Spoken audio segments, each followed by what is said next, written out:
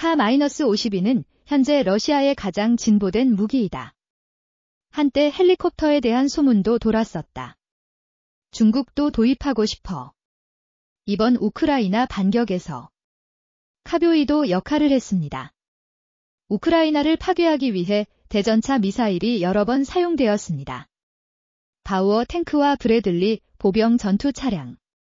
그러나 다른 일면에서는 Ka-52는 전장에서 큰 손실을 입었습니다. 현재까지 오릭스의 통계에 따르면 Ka-52는 전장에서 최소 41대의 항공기를 잃었습니다. 최근 영상이 많이 노출됐는데요. Ka-52를 격추한 것은 대공 미사일만이 아니었다. 대전차 미사일에도 아메리칸 자벨린과 같은 우크라이나의 스테그네프가 Ka-52를 격추했습니다. 오늘 우리 프로그램 두 가지 문제를 분석해보세요. 대전차 미사일이 헬리콥터를 격추하는 방법. 러시아의 가장 강력한 무장헬기 Ka-52.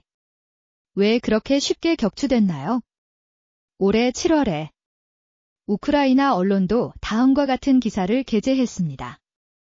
우크라이나 해병대 자벨린 대전차 미사일을 사용하세요. 러시아 드론 격추. 제블린 미사일 전투기도 확인됐다. 그렇다면 질문은 대전차 미사일. 러시아 헬리콥터를 격추하는 방법. 원칙적으로 미국의 자벨린 미사일이 튕겨져 나왔다. 적외선 이미징 가이드 사용. 미사일 발사 직전. 오퍼레이터는 대상의 적외선 신호에 고정됩니다. 그런 다음 제블린 미사일이 발사되었습니다. 자율적으로 표적을 추적할 수 있다. 그리고 목표물 위로 금속 제트를 발사합니다. 강력한 금속 제트는 원래 관통하도록 의도되었습니다. 탱크의 상단 갑옷. 헬리콥터 장갑 보호는 더욱 약합니다. 금속 제트에 의해 관통되는 것은 당연히 문제가 되지 않습니다. 이러한 발사 원리. 대처하는 데 사용되지만 육지에서 느리게 움직이는 탱크. 하지만 하늘을 나는 헬리콥터가 정지해 있다면 또는 이동. 느리면 자벨린 미사일로 격추시킬 수 있다. 제블린 미사일에는 자동 지상 순찰 기능이 있습니다. 카드 52번을 격추시키는 것은 놀라운 일이 아닙니다. 그러나 우크라이나도 다른 것을 사용했습니다. 스스로 개발. 스택랩 미사일. 패스카드 52 번격추 성공. 두 번째. P는 우크라이나가 독자적으로 생산한 대전차 미사일이다. 미사일은 구소련의 전통을 따른다. 레이저 빔 기술이 사용됩니다. 그게 무슨 뜻이야? 이봐요. 영국 스타라이트 미사일은 어떻게 작동하나요? 유사하다. 제어 장치에 의해 적 목표물을 향하게 됩니다. 레이저를 방출하다.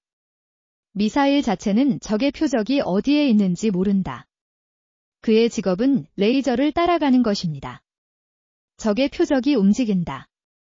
그런 다음 제어 장치가 레이저를 이동합니다. 미사일은 레이저를 따라간다.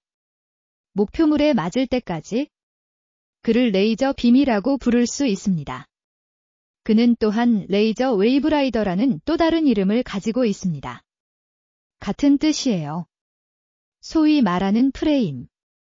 레이저 빔을 타고 운전한다는 뜻이다. 파도를 타고 앞으로 나아가다. 챙보 지도. 무기를 통제하려는 군사적 움직임이다. 안내하는 가장 간단한 방법 중 하나. 레이저 외에 레이더파도 사용할 수 있다. 예를 들어 대만의 초기 빅토리 고디스 대공 미사일. 바로 레이더파를 이용하는 것입니다. 챙보 지도. 기술 자체가 발전한 것은 아니다. 하지만 장점은 가격이 저렴하고 실용적이라는 점이에요. 기술은 구현하기 쉽습니다. 레이저 파동 유도용. 목표물이 헬리콥터인지 탱크인지는 중요하지 않습니다. 적의 표적을 계속 추적할 수 있다면 괜찮습니다. 헬리콥터가 저속으로 비행하는 경우, 아니면 공중에 매달려 있거나 이것이 바로 이 유형의 대전차 미사일의 비결입니다. 그래서 우크라이나는 자체 스택네프 미사일을 사용하고 있습니다. 러시아 헬리콥터를 공격하는 과정에서 한 가지 확실히 해야 할 것은 우크라이나 운영 연구. 레이저는 항상 러시아 헬리콥터를 표적으로 삼아. 그런데 여기서 질문이 있습니다. 질문, 러시아 헬리콥터가 갑자기 움직이면 어떻게 되나요? 인간의 반응 속도로 시간에 맞춰 조정하는 것은 단순히 불가능합니다.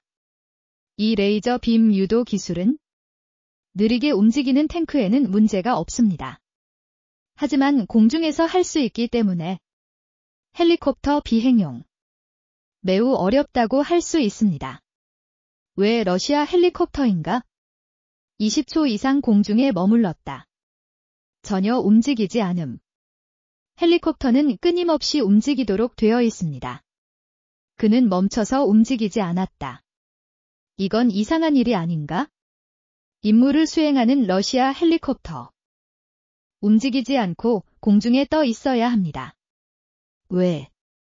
왜냐하면 그는 자신의 리바운드와 미사일 발사를 준비하고 있기 때문입니다.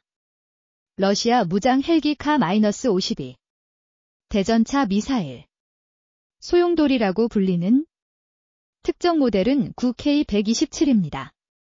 실제로는 다음에 속합니다. 토네이도 대전차 미사일 계열 중 하나.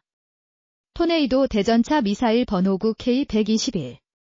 1980년대 구소련에서 개발. 미국의 헬파이어 미사일에 대응. 무기류. 같은 세대 제품에 속하지만 사이클론 리바운드 미사일의 성능은 지옥불보다 훨씬 더 심해요. 가장 큰 차이점은 안내 방법에 있습니다.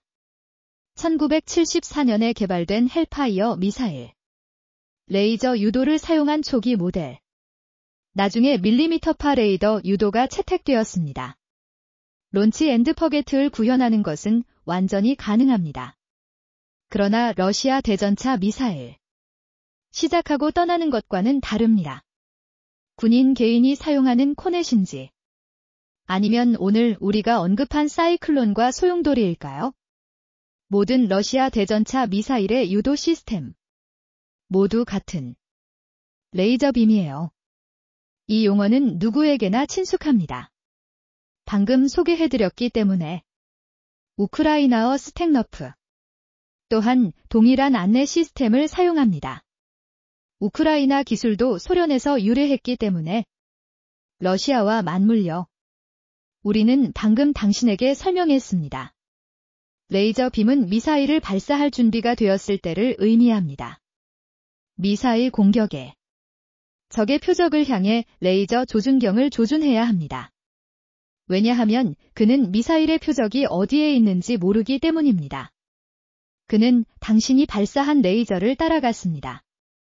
당신의 레이저가 빛나는 곳이면 어디든 달려갈 것입니다. 헬리콥터가 리바운드 미사일을 발사할 때 레이저가 항상 적 목표물에 조사되도록 하기 위해 헬리콥터 자체는 크게 움직일 수 없습니다. 공중에 떠 있는 것이 더 낫다. 왜냐면 한 번 움직이면 레이저 파수의 방출 위치가 변경됩니다. 비행 중인 미사일은 레이저 파동수를 찾을 수 없습니다. 그래서 우크라이나 전장에서 우리는 러시아 헬리콥터를 많이 보았습니다.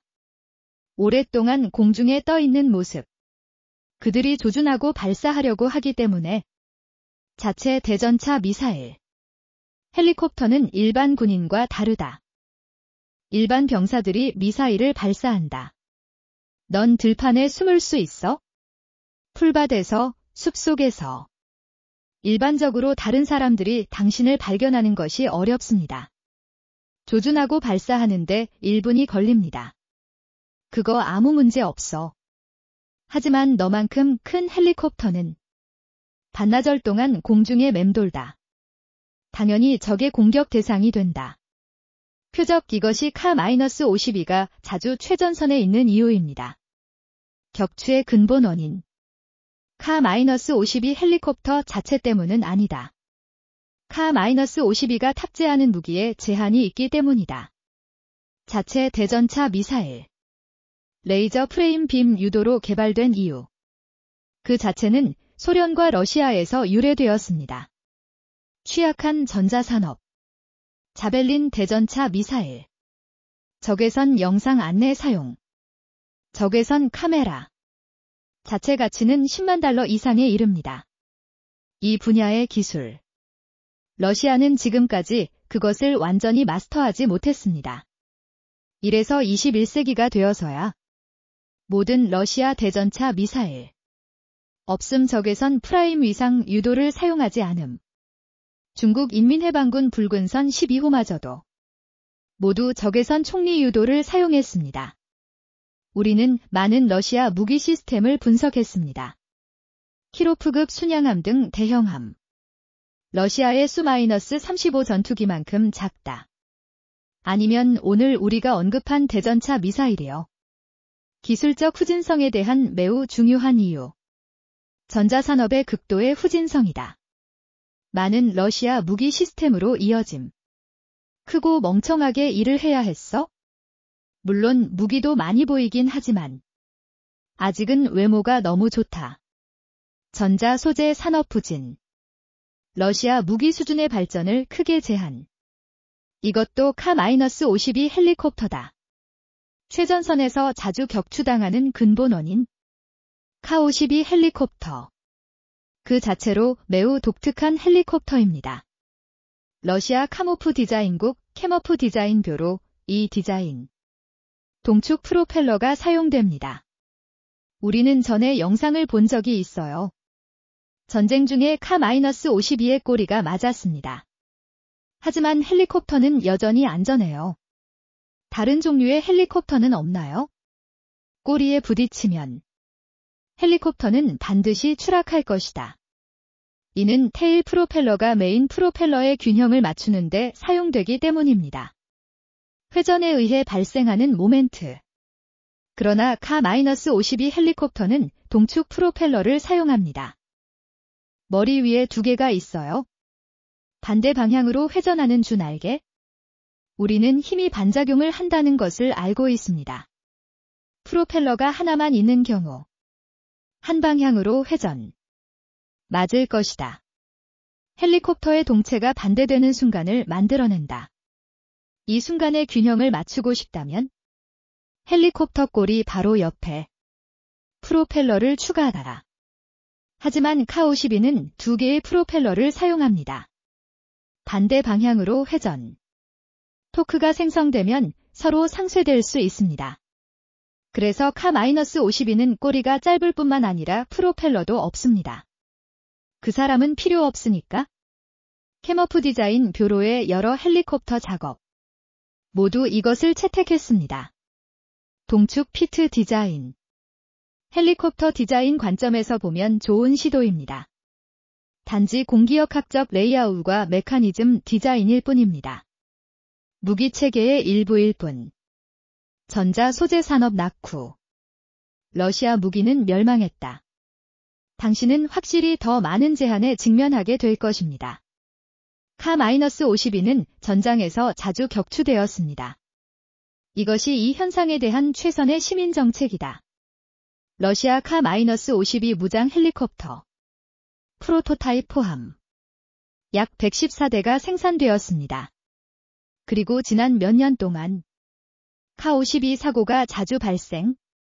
전쟁 전에 러시아에 장착된 Ka-52 헬리콥터 수. 딱 100 정도. 그러나 지금까지 영상과 사진으로 확인. 러시아 Ka-52 헬기 41대 손실. 즉 말하자면 러시아 Ka-52 헬리콥터의 40에서 50% 손실.